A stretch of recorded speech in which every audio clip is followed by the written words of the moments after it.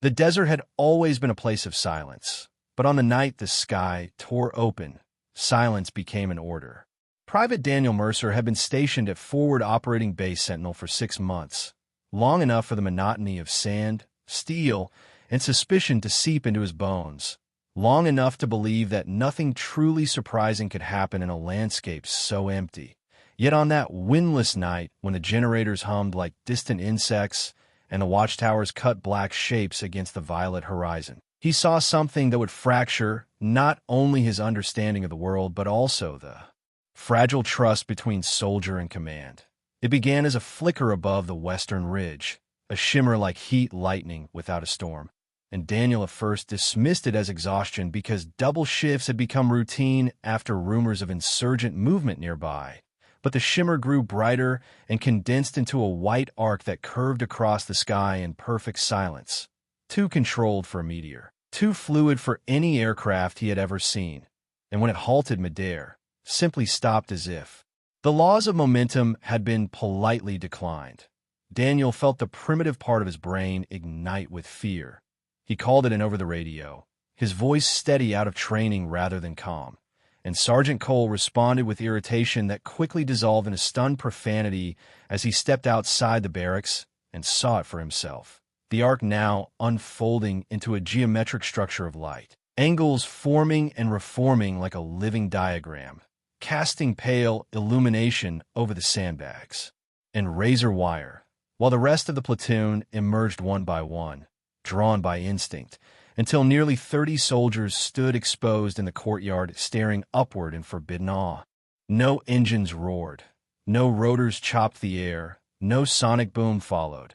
Only a deep vibration that Daniel felt more in his ribs than in his ears, a resonance that seemed to synchronize their heartbeats.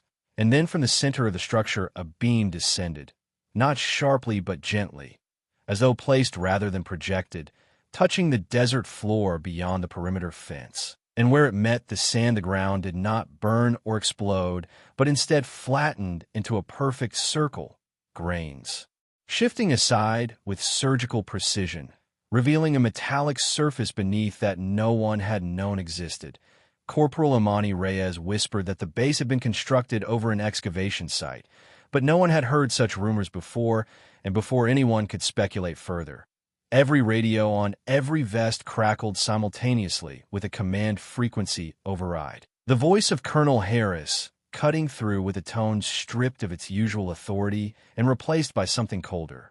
All personnel at Sentinel, return to interior positions immediately. Do not engage. Do not record. Do not transmit. This is a direct order. And though obedience had been drilled into them, none of them moved for several long seconds because the sight held them captive, the beam now widening, revealing within its silhouettes that were not quite solid, forms that suggested symmetry yet defied anatomical certainty. And Daniel felt an irrational certainty that whatever stood in that light was observing them in return.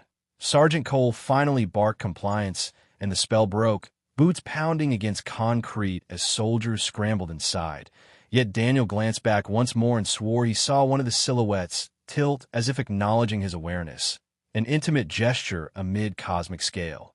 Inside the operations room, chaos bloomed in hushed tones, screens flickering with static where satellite feeds should have been, drones unresponsive, thermal cameras displaying only blank fields of white, and Lieutenant Park attempted to establish contact with Regional Command, but received only the same recorded directive repeated at intervals, while Colonel Harris himself arrived via helicopter less than an hour later despite the late hour, his uniform immaculate and expression carved from granite. Gathering the platoon in the briefing hall and informing them that what they had witnessed was part of a classified atmospheric weapons test conducted by Allied research divisions, a statement so implausible in its vagueness that even the most obedient among them felt insulted. He emphasized national security, reminded them of the non-disclosure agreements embedded in their service contracts, and concluded with the phrase that would echo in Daniel's mind for years: "You saw nothing beyond routine operations," after which military intelligence officers escorted each soldier individually into a side room where they were questioned not about what they had seen, but about how they had reacted, whether they had recorded footage, whether they had contacted family, whether they had posted anything to social media. And Daniel realized that containment of narrative mattered more than containment of whatever had emerged from the sky.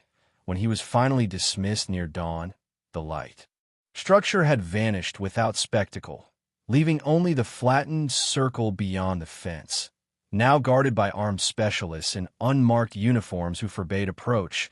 And over the next days, construction equipment arrived under tarps, erecting a temporary hangar over the site, while the official story circulated through the ranks like recycled air, suffocating and thin.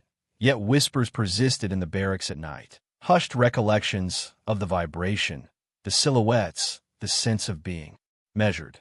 Specialist Owen claimed he had felt a memory, not his own, slide briefly through his mind, a vision of oceans under alien constellations.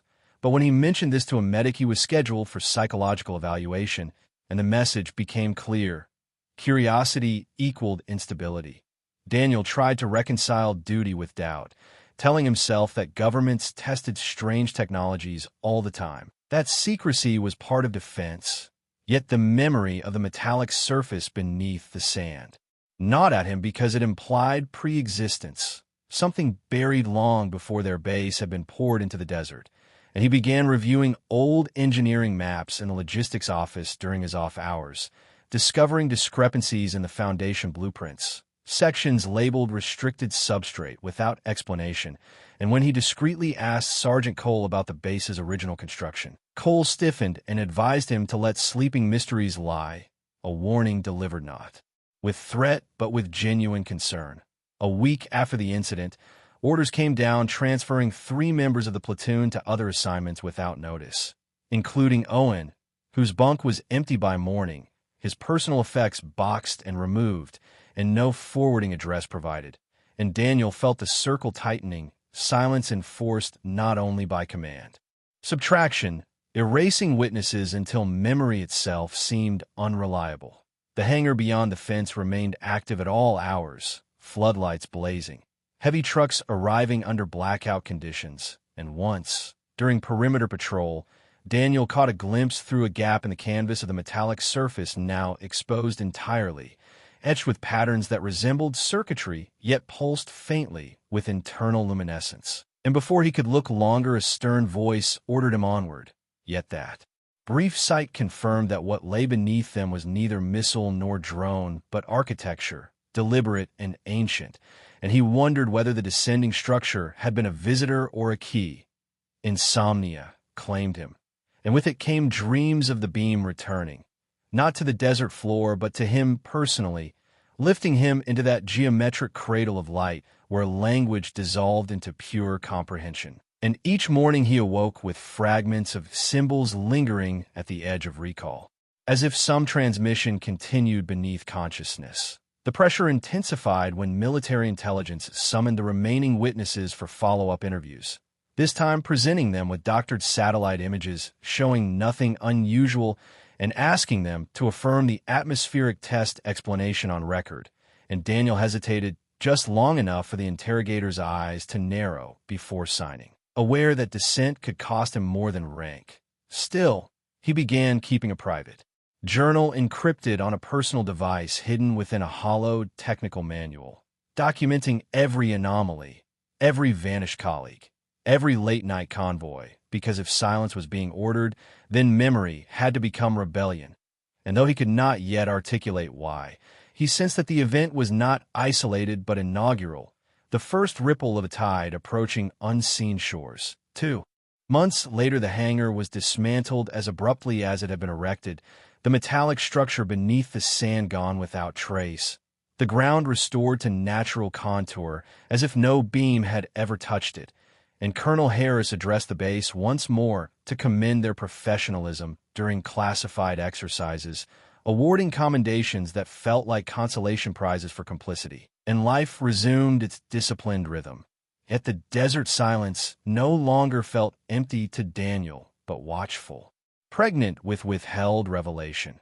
And when he stood guard beneath the stars, he found himself scanning not for insurgents along the horizon, but for that impossible arc in the sky, torn between dread of its return and longing for confirmation that what he had seen was not a collective hallucination manufactured by secrecy. Unaware that beyond the boundaries of Sentinel's similar events were unfolding in other remote installations across the globe, each accompanied by the same directive, the same insistence that nothing extraordinary had occurred, weaving a tapestry of denial vast enough to cover the planet, while beneath it something ancient and patient stirred, waiting for soldiers trained to obey to decide whether obedience could withstand the gravity of truth.